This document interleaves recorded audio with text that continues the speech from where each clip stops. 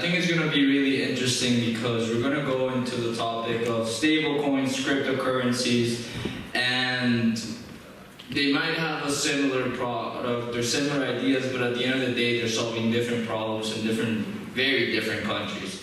So with that said, we're going to have Ruvo moderating.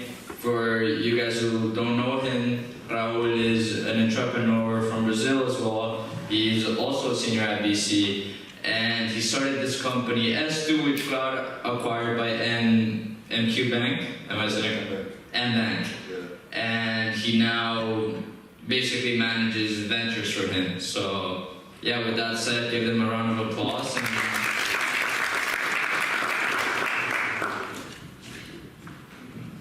So thank you, Federico, for introducing us. So I'm very happy to be here and very happy to be sharing, this time with my close friend Alec, we met a couple months ago, and honestly now my friend that we just met. Super exciting. Like to start this off, I always like to say payments is such a it's always changing, and cryptocurrency, stablecoins is a hot topic right now, and I think it's super interesting that LABC is doing a panel on that. So thank you guys for this. And how I like to always start this is essentially what are you guys building, and what are you guys doing with stablecoins and payments? I'm Alec, the CEO of Ruvo. So we're building the global dollar account for Brazilians. We built rails that allow you to instantly send money between the US and Brazil. It means we integrate with PIX, Brazil's local payment method, as well as ACH and Wire. We service businesses and individuals, and we also add kind of other conveniences. So we have a Visa card that allows you to spend anywhere in dollars with the best FX and no IOF. We're also adding equities and yield very shortly. And really our goal is to build the next BTG of Brazil, but on crypto. Sebastian from Guatemala and InBestGo. We have an app in Guatemala where people can trade more than 450 cryptocurrencies. You can send money like Venmo, fiat currencies from any country to any country immediately for free. You can send obviously stablecoins from around the world. We have a partnership with MasterCard where we have a prepaid card integrated in the app. We became the first Fintech in Central America to get the crypto card program with MasterCard. You can fund the prepaid card with crypto, pay anywhere in the world, and receive a cashback in any of the 450 cryptos that we offer. So your payment becomes basically an investment in crypto. We're about to launch an earn feature where you can earn yield on your cryptos that you're holding in the app. And now we're about to launch the remittance feature for those of you who don't know. Guatemala is the second largest market in LATAM for remittances, 25 billion a year. So we're about to launch the remittance feature where you're going to be able to go to any CVS, Walmart, Walgreens in the US with cash, with a barcode. They scan it, the money travels in USDC, and your family member receives it here in Quetzales, in Guatemala in Quetzales. And now we're also offering payments, stablecoin payments like payrolls to companies outside of Guatemala that are looking to pay their employees in Quetzales. So they send us USDT or USDC and we deploy Quetzales, or vice versa. Guatemala companies that want to export and pay providers outside, they give us Quetzales and we send stablecoins. Phenomenal. So one question I have, you guys have very similar, thesis with, catering to essentially different countries, right? So why did you guys decide, first of all, to start, in countries like Guatemala and Brazil? Why not the United States, Europe, where, margins are higher, the currency is essentially better? And what was the story behind it, and how did you guys get here? I get this question a lot because there's not many gringos building businesses in Brazil. For me, there was my background is in payments, right? So I was an early employee at Uber. I actually worked in Brazil more than 10 years ago. We were launching offices across the country. We also were integrating payment methods like boleto. So I don't know how many Brazilians are here right now. Boleto's good, awesome. So you know what a boleto is? Boleto. Yeah, so it's essentially like a traveler's check. It's very popular in Brazil. So we were integrating new payment methods really to help expand and grow the business. Payments is just super critical to any tech company, right? Because the more payment methods you can accept, the faster you can move money, especially with a company like Uber, the more fluid your marketplace becomes. So that was my background, and I hadn't been back to Brazil since that time with Uber.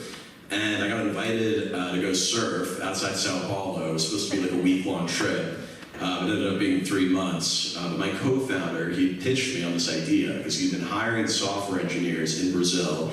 He's paying them was just, not only was it a pain, it was super expensive. They'd lose 4 to 8% of their income every time we'd send them payroll, and they'd wait days to receive their money. Kind of with our experience, I've known him for 13 years now. This is our 4th time working together. We've built huge payments companies and payment systems together. We were like, oh, the timing is right to launch this in Brazil. But like, is the market there? So as we looked at the market, Brazil is one of the biggest markets for moving money cross border, especially this US-Brazil corridor, over $150 billion moving every year. And also, there was no one doing this in Brazil, which really surprised us because we looked at Mexico, Colombia, Argentina, and there were huge companies there all focused on remittances, cross-border payments, and nothing really in Brazil, especially using stablecoins. And part of that was in January last year, the regulations just had passed that enabled this business model. So the last piece of this was like, we're the partners there, right? So we looked at the partners. Essentially, there have been new VASP regulations, so there were a lot of partners we could work with to convert fiat and stables. So that was essentially what led us to Brazil. Believe it or not, I started because a Netflix documentary, Banking on Bitcoin. I saw the documentary, I told my parents, hey, let's invest in crypto. There wasn't a way to invest in crypto in Guatemala. There was no way, it was impossible. You had to go and open an account in Kraken or Coinbase or Binance outside. So I told my parents, we're basically a family business, so it's my investors are my parents. And I told my parents, hey, let's bring an exchange to Guatemala. And luckily, our banker from Scotiabank in Toronto lived in the same building, in the same floor as a president and owner of the biggest exchange in Canada.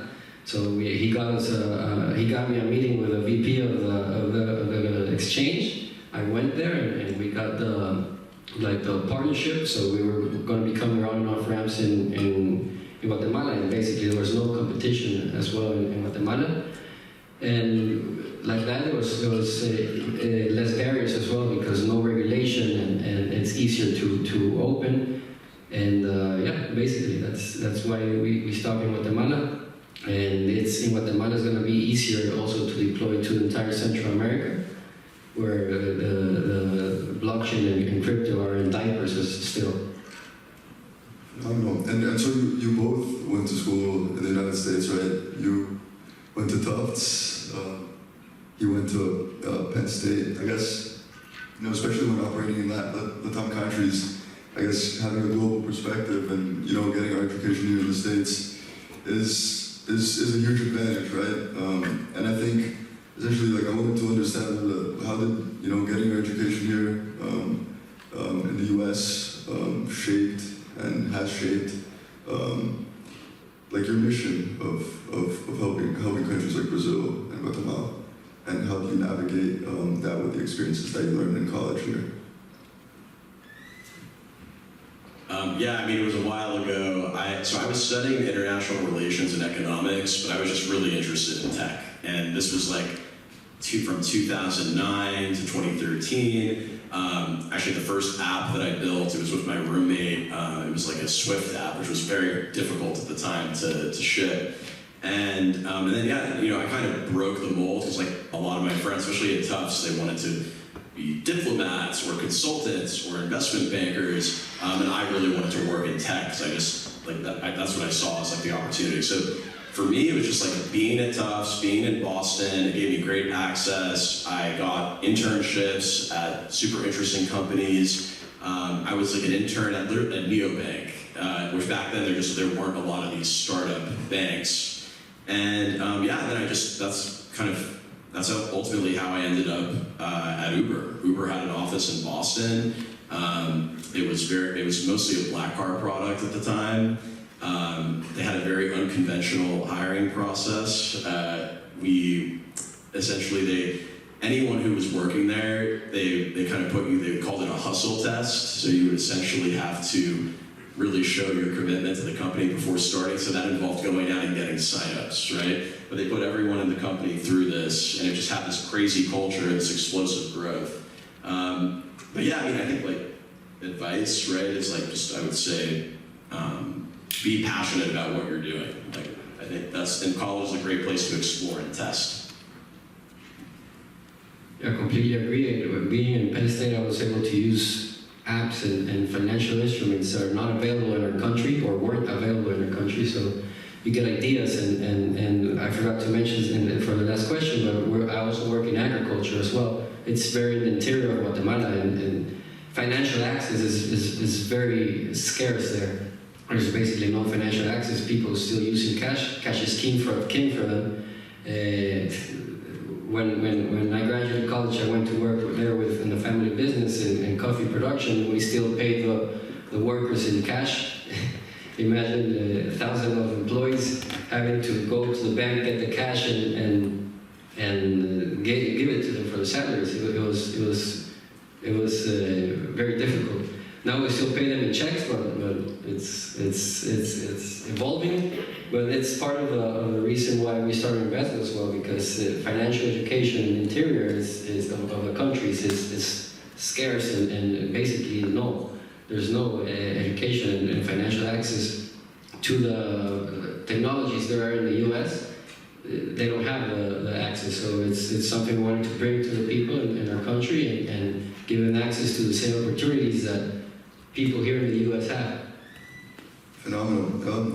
Now I'd like to add on that, go into my favorite word in venture, which essentially is distribution, right?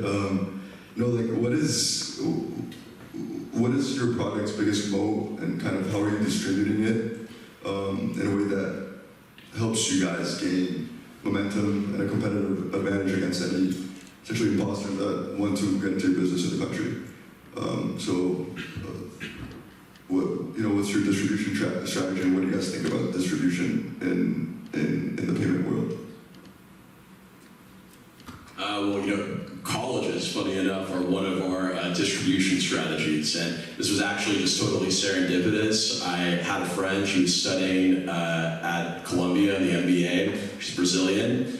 She dropped a link to our website in a WhatsApp group, and we kind of blew up, and now I think like half of the MBAs at Columbia use us to essentially pay all their expenses in the US. So they pay for their tuition, their rent, they use our Visa card when they go out to restaurants, travel. Sometimes you just kind of stumble into things, right? I think in our business, right, what makes us different, so we are like fully crypto enabled and also offering a lot of similar types of services to a regular bank in Brazil. Like, there are many banks in Brazil that offer global accounts, but there's no one except us that actually connects it to crypto.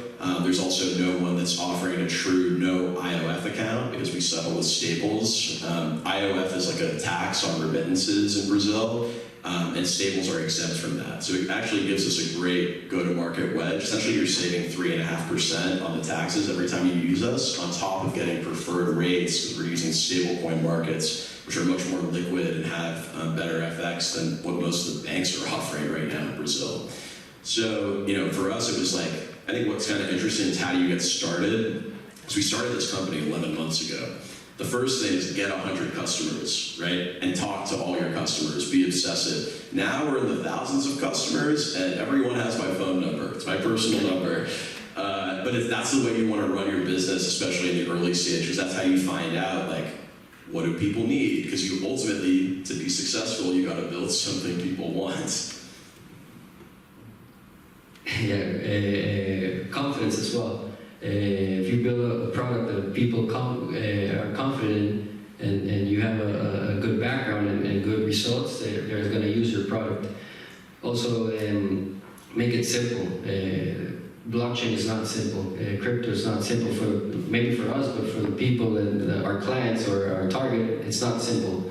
So our product is blockchain in the background, basically, for payments.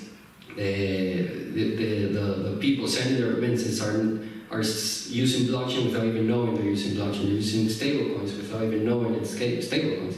They send dollars and the family member receives quetzales. Where in the background it's stablecoins. That's why I don't believe in any of the Web3 or DeFi companies there are, because it's very difficult for people to use. And it's going to be hard for that to become global. And also, we did a lot of marketing starting in InBestGo, and we figured out that by doing a lot of marketing didn't bring more clients, because it depended on the volatility of Bitcoin. If Bitcoin was going good, people invested without us even doing marketing. So the best way we started bringing customers was word to word, mouth to mouth. We're building a program where we're gonna a referral program where you're gonna win basically money inside the app for referring people to us. That's the way we're scaling and the way it worked in the past. Phenomenal. I think relating to customers, I guess the biggest, besides your customers, I think what's important as well is your first believers as well in the investment side. And for some, I guess, is going to accelerators, getting your first angel checks, raising from funds. People raise differently, right? And I think you two are great examples of that. So I wanted to understand a little bit more about kind of who were your first believers, right, in terms of investors, and what were your experiences like raising, bootstrapping, getting angels? Who were those first believers? Yeah, I mean, look, it's everybody kind of does things different ways, but for me, right, there's kind of like, well, number one, we're building a venture-backed business, so there's kind of some criteria that's we were fitting into. So the first thing is, like, are you working on a market, right, where you can get to 100 million ARR with less than 5% market share? Like, that metric, like, that's what makes an idea venture backable, because that's a $1 billion idea. It's like that's what we were testing with this. Like, we were doing the TAM, the market research, everything else. Number two, the founders, right? What's the story here? For us, it was super easy, because, like, I've known Mike for 13 years. We've worked together 3 times before. I worked at Uber. He co-founded a grocery company that raised a big Series A. Like, we have an established track record of operating in this 0 to 1 phase. So that was definitely helpful as we talked to early believers. And then I think the final piece, it's like, what's your momentum? How are you getting traction? Are you getting traction with customers? Are you getting traction with investors? Or are you getting traction with building product? And the way we move so fast, like in 11 months to the seed round is like, I don't think it's not super common. Like, we were doing all of this at once, right? We were building product, getting customers, essentially growing the business, right? Getting investors. And every time you get a check, that becomes urgency. Other people want to come in, right? So my first check was one of my best friends. He knew me, he knew Mike, and he's like, yeah, put me in for 10K. And now, I mean, he's literally 10x his investment now. It's crazy because essentially, once, like, these early believers, that you get them on board, and then they will start referring people, because there's a whole bunch of people who do angel investing. And, like, as we did all this stuff, then we, like, applied to accelerators, we got into Y Combinator, and then we raised a seed round coming out of that. So, but essentially the theme here is, like, you gotta build momentum, maintain the momentum, and then success will compound. My first believers were my parents, actually. I we were able to convince them to invest in InBestGo. We pitched the idea and they liked it, and every board meeting, every results meeting was basically explaining them what blockchain was, what crypto was, how InBestGo works, and everything. But we never raised capital. Basically, we were privately funded from my family, and it gave us an advantage. Obviously, we have a more percentage of the company. But now we wanted to expand to different countries as well. So even though we didn't need the money for the company, we were looking for smart money to help us expand. We were going to be able to receive dumb money where people wanted to invest in there and send a check and come back 10 years later to see how the investment was. We didn't want that. We wanted people smart money to come to the company and help us in the expansion. So in a couple of months, we were able to close Brock Pierce. I don't know if you met Brock Pierce. He's one of the founders of USDT, a crypto billionaire, a Hollywood actor, and he came to InBestGo and invested and believed in us, and now he's referring people, he's referring companies, he's helping us. He helped Bukele do the regulation in El Salvador. So governments are campaigning now, people are campaigning now to run for president in Guatemala, are talking to him now to see the regulation for crypto regulation in Guatemala, and he's involving us. He's to help build the regulation around our product, basically. To build a regulation that's going to be favorable for not only us, but for the entire crypto system in Guatemala. So that's the kind of investment we're looking for and the kind we were able to get, basically. Awesome. Going to the topic of hiring, I think it's like after getting back is one of the most important things. Essentially finding the right people, right, to work alongside you, the correct values, mission, and so what do you guys look for, right, in the people you bring on board your company, and and also mentioning a little bit of artificial intelligence, like how do you see AI in your workspace? What are you guys seeing? What are the changes you guys seeing? And yeah, just the hiring topic. We basically hire people that are basically smarter than me. I'm humble enough to know that, and if I hire people that are smarter than me, it's the best way to do it. And the CEO we brought into the company was the CFO for Latam for the CVC. That's the biggest bottling company, I believe, for Pepsi in the world. So it's very financial oriented and has a lot of experience in finance and treasury and accounting and everything. And he already had an experience in crypto. Back then, we were pioneers in Guatemala for crypto. There weren't anyone experienced in crypto, so that was something we were looking for. So yeah, basically you have to, as I believe Angel said, you have to be humble enough to realize that there are smarter people than you around, so you have to be able to hire them, have a good enough product for them to come, make them believe in the product, and retain them by their first day they come in. Put them the shirt, que se pongan la camiseta, and be proud of what they're building. And well, AI now it's coming to automate everything in our business. Excel sheets, reports, everything that we weren't able to do by just one click before. We're being able to get it automated with Cloud. And it's going to obviously reduce our salaries as well. So hiring, right? I think that this is a relevant topic, given everyone in the room. Look, I think number one, I'm just looking for something that someone has done in their life that is actually exceptional, right? So like going to a great school, that's an exceptional thing. Starting a company, or like building something that contributes like an open source project, that's an exceptional thing. Or standing out to me, like coming to me cold contacting me and helping me solve my problems. Guy is our intern. We met on the internet, a LinkedIn video with Raul and Guy.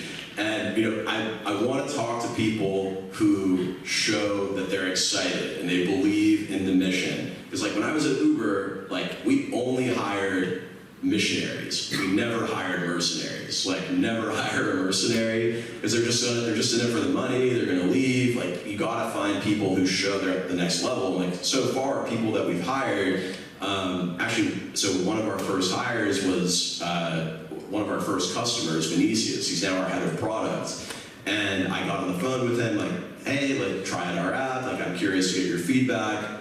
He tries this out. He's like, Alec, you guys have built something revolutionary for Brazil. And I know this because I was the 10th employee at Nomad, which is now a huge bank in Brazil. And you've essentially disrupted that entire business. And I also know this, and he pulled open his phone. He had 30 different credit cards and Brazilian banking apps on his phone. He had so much mail coming to his parents' house that they thought he was running some kind of scam. And that's exactly what I want to hear, people that are obsessed about what they're doing. Iris, who's my head of growth, she's a 2-time founder, she went to Stanford, she's learning Portuguese, so she's also just a musical prodigy, and she's learning Portuguese just by listening to music. But you bring these people in, and they will literally change your life. They're gonna bring the ideas to the table that completely accelerate and disrupt your business. They're gonna make you be able to sleep at night. It's great, right? But we're kind of slow to hire, and the VCs are why aren't you spending more money on hiring? But it's look, we're very intentional, especially in the early stage. And I think the companies that do the best, they're very, very specific about who they hire. And then the AI stuff. So I was working on this super early with this guy Austin Allred. He's kind of a Twitter famous YC founder, and he'd started a company called Lambda School. And essentially we were pivoting that business because coding boot camps were essentially failing, right? Facebook used to hire tons of entry-level engineers and all these big tech companies. Now they don't, and that's what coding boot camps were built for. So we went deep into AI. So we were talking with Sam Altman, and this was still when ChatGPT was a toy, and our goal was to figure out how can we agentify the software engineer experience, right? And December 2024, we launched this program. It's called Gauntlet AI, and we launched it on Twitter, and we had kids dropping out of Stanford and Harvard, and then we flew them to Austin, Texas for 12 weeks. And then essentially we trained them in AI, and they got placed in jobs making $200K a year. So I think this, AI, look, people who figure out how to use AI are going to, they're going to do very well. There's tons of opportunities. And even the way that we're building this company, I'm taking those same principles that we developed at Gauntlet and applying it to our own operation, right? So just like how I think software engineers were the first workflows to become agentic. And by this, I mean literally, our engineers just run agents to do the work and check it. And we get, essentially we push code, we do a manual review, and then it ships. Literally we sync it all to our Slack, our email. We auto-generate tickets in the engineering systems that need to get solved based on conversations we have. The future of this is everything in the company, the marketers, the customer support, even the business development, everything is going to become agentic, but you need to build the systems and specifically the context windows to make the AI work. But anyway, we could talk about that for, I'm very excited about it, because in the end, what this is going to allow us to do is essentially move billions of dollars a year, have millions of customers, but I can have a team of 50 people doing this, and essentially it's going to be an elite SEAL team, right? And I prefer working with small teams than I do, multi-thousand person companies. That's why I left Uber in the end. It just got too big. It's much more fun when you get to know everybody and work together on it. I think, within a smaller team, but then have huge impact. So that's where I see the AI going.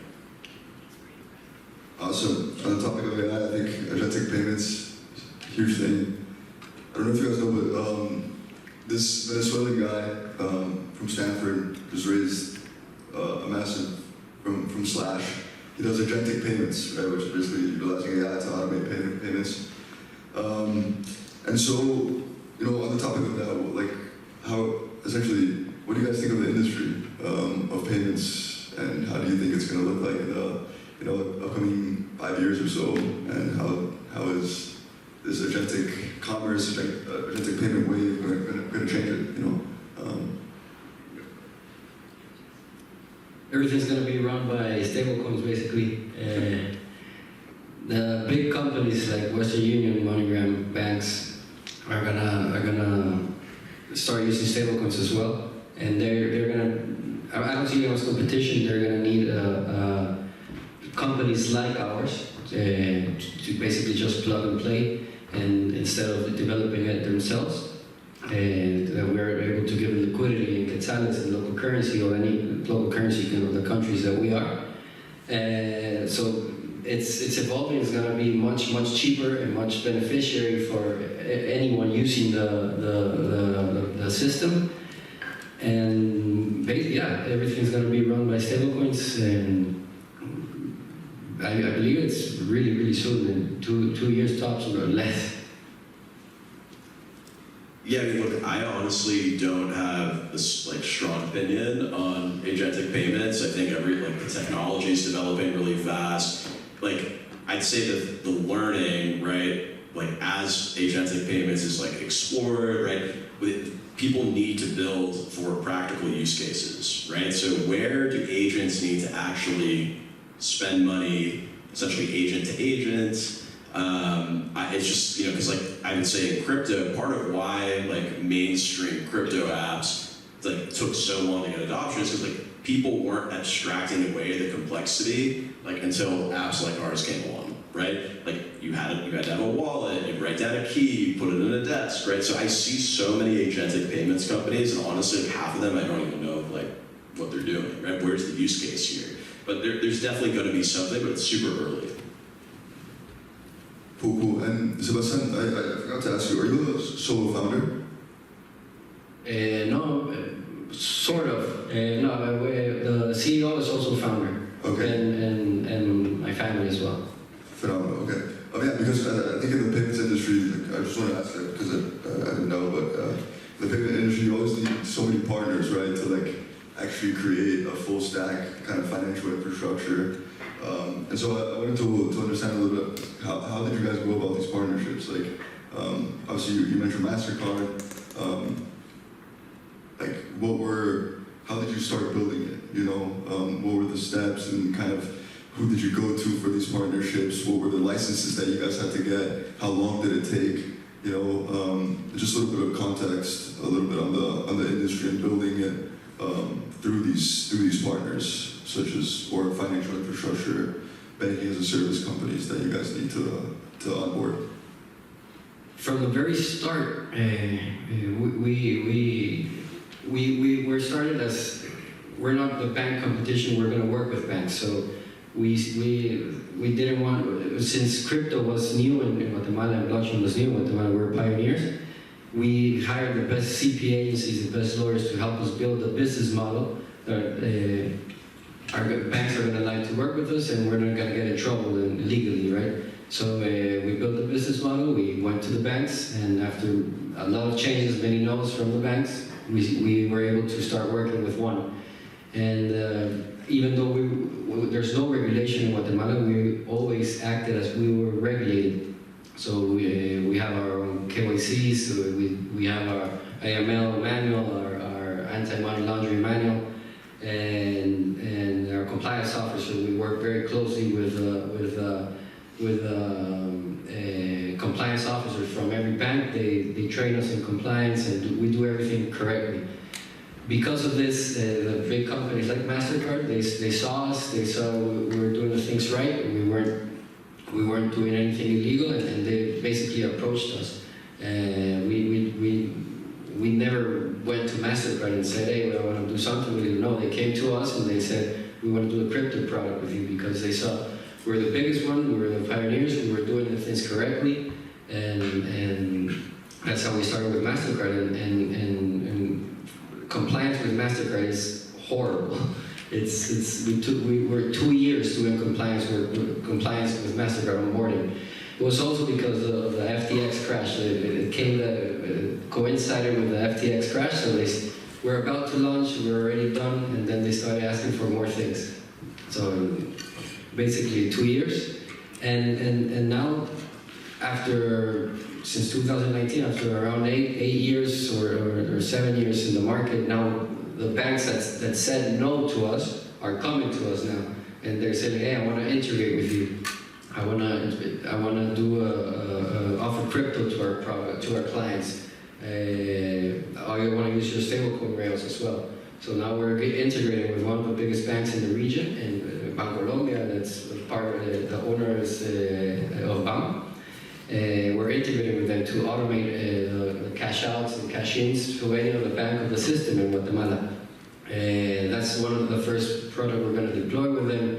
Then after we're going to do payment products with them, such as water, energy bill, phone bill, and pay bills basically.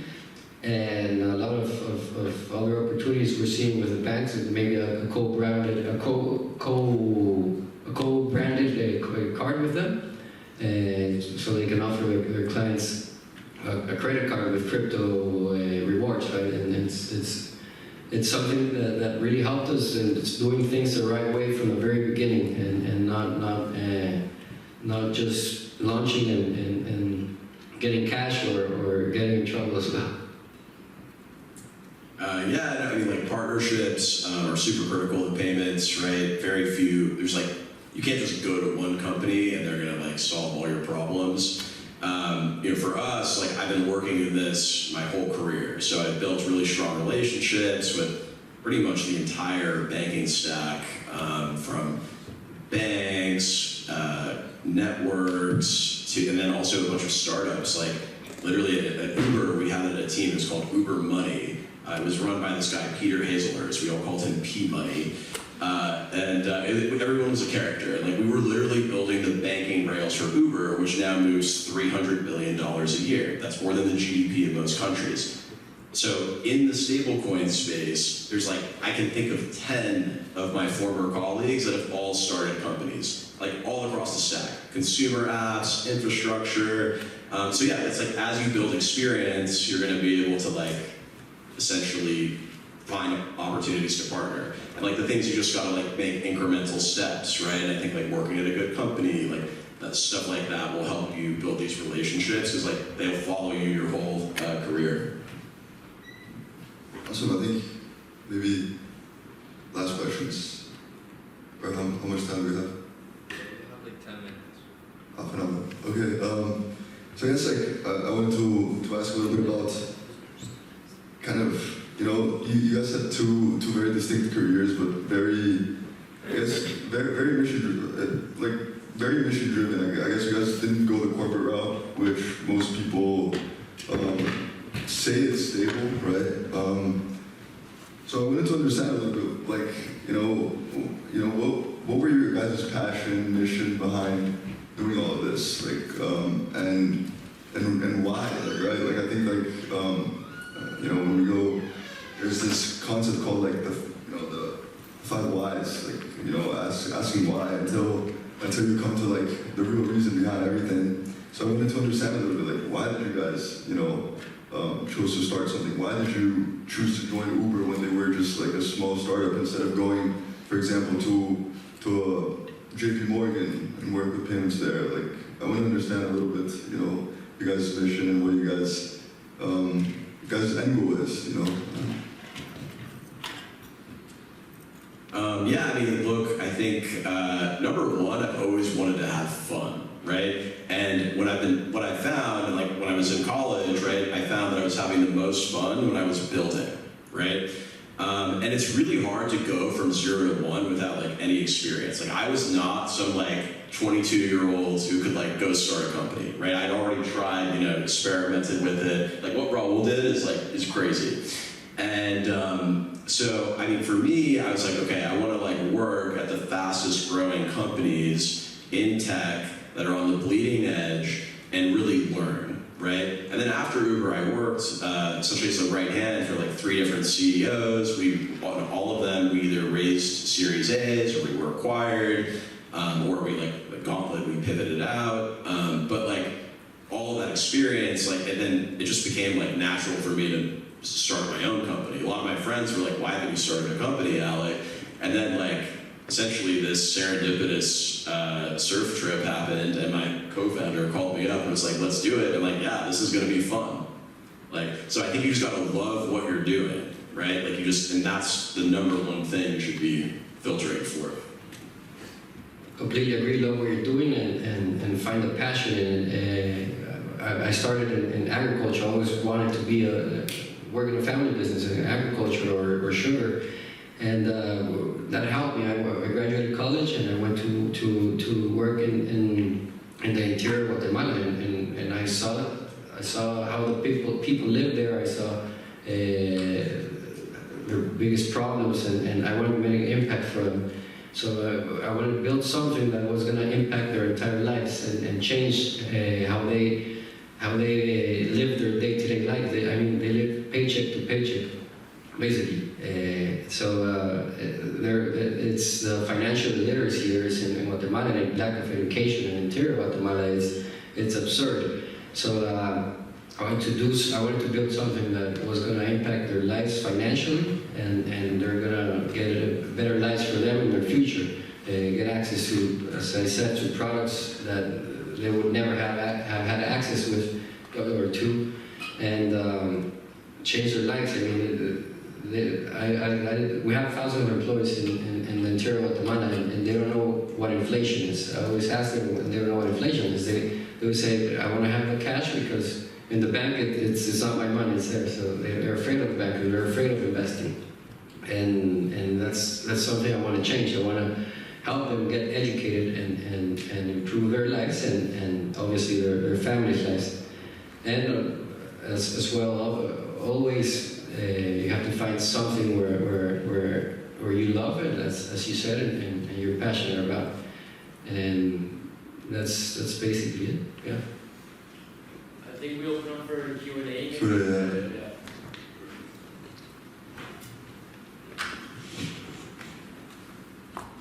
No microphone? Okay. Sebastian and Alec, thank you so much for being here today. Sebastian, you mentioned that blockchain is complicated, and Alec, you mentioned that a lot of these crypto projects fail to abstract the complexities that come with crypto.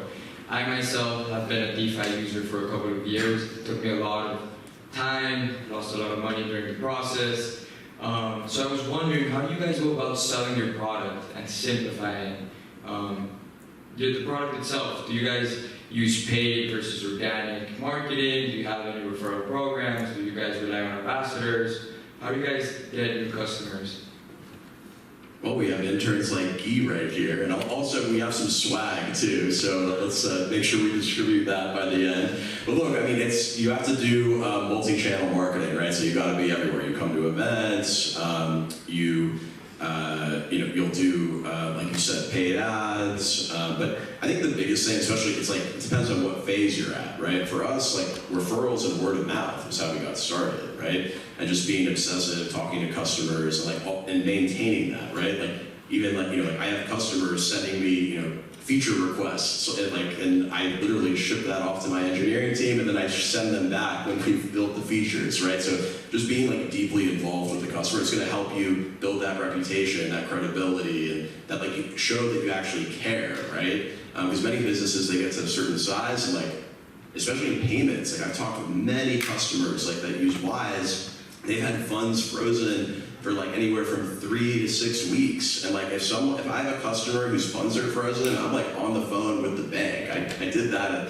I was at the gym on a Friday night, and I'm there. It's we really care about moving essentially preaching what we say, right? Which is we are the fastest way to move money and the best cost, right? And so yeah, I think just focusing on that is going to help you grow. completely agree. We sell ourselves as basically merging the traditional financial system with the power of the blockchain. So having the traditional financial system involved makes it simple, and behind the background and having the blockchain is makes it more efficient and better for our users as well. We started also with marketing and it really helped, but the thing that helped the most was the referrals. We have a referral program and our client had a good experience. It said to his friend, and his friend had to his friend, and it's like chain reaction, right? And we also have a Telegram group with thousands of customers, and they speak directly to the CEO, and he's very involved as well. As if a client has a problem with the money, we non-stop until it gets resolved as well. So it's having the contact with your customer and being there for when they need you. And there was one time where an ATM machine got stuck with the money, so the CEO went to the ATM machine and helped him and solved the problem there. So it's being there for your customer as well.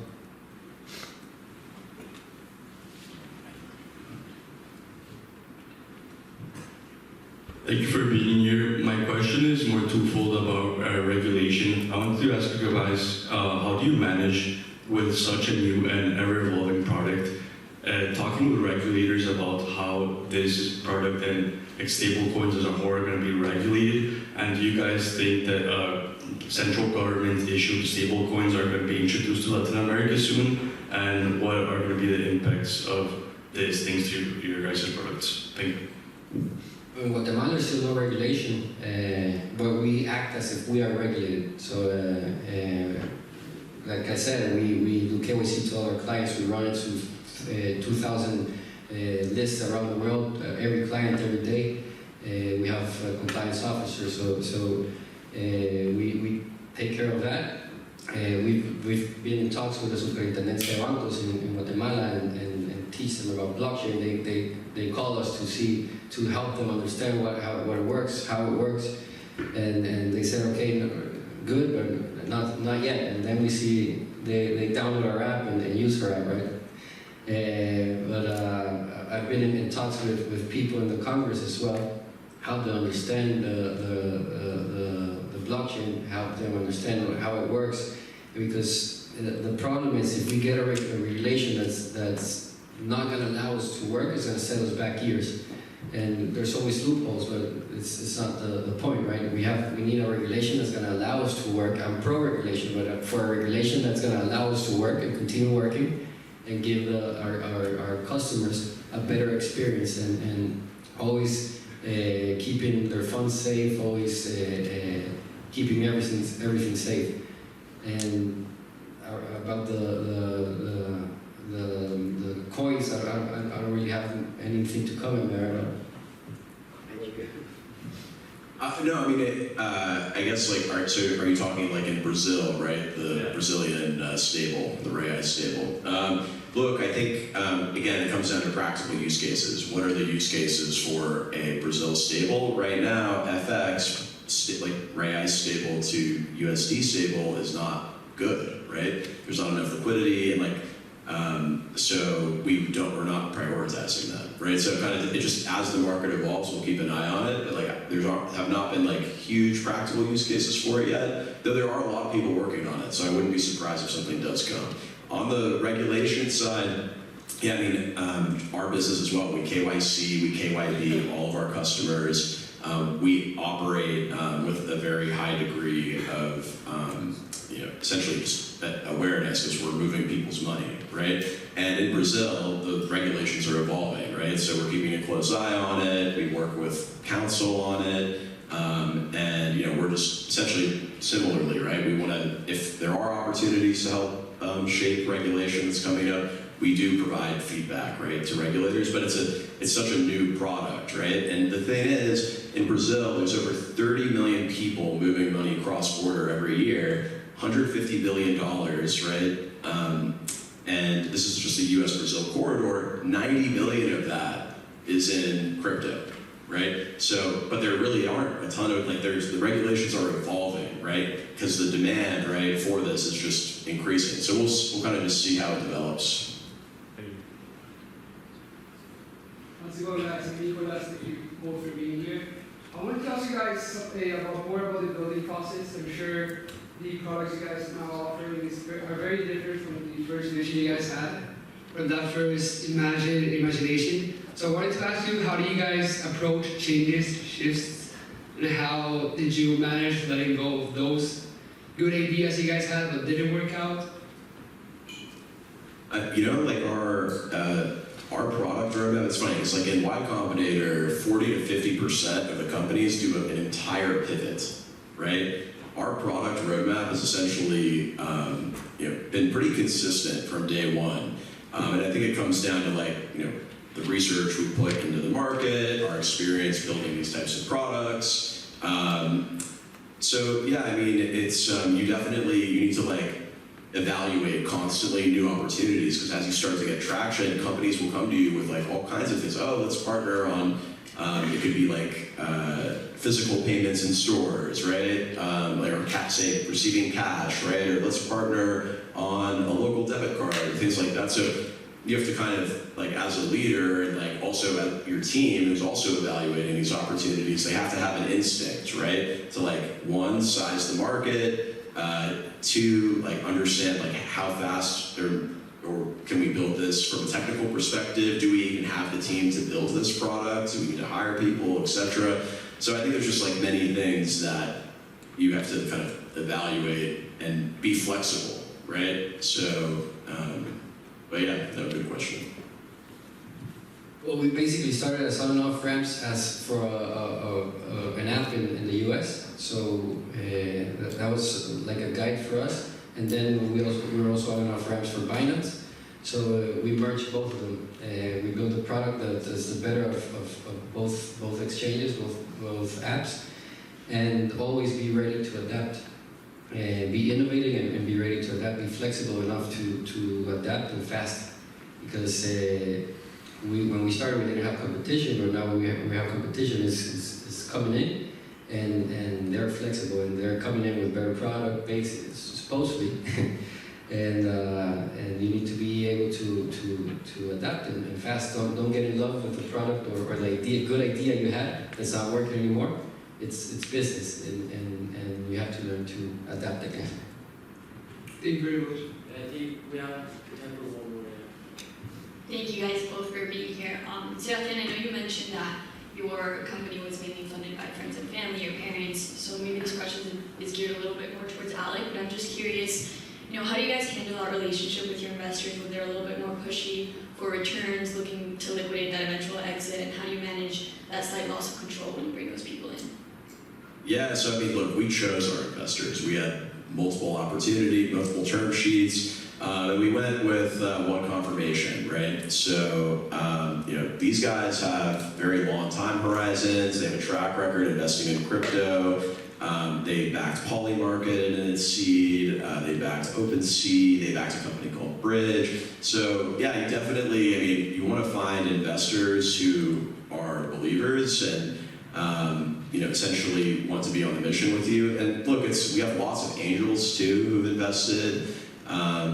In addition to a couple other funds, but no, we have really high quality investors. I honestly, I only really get positive reinforcement from them, right? I haven't had this a very contentious relationship.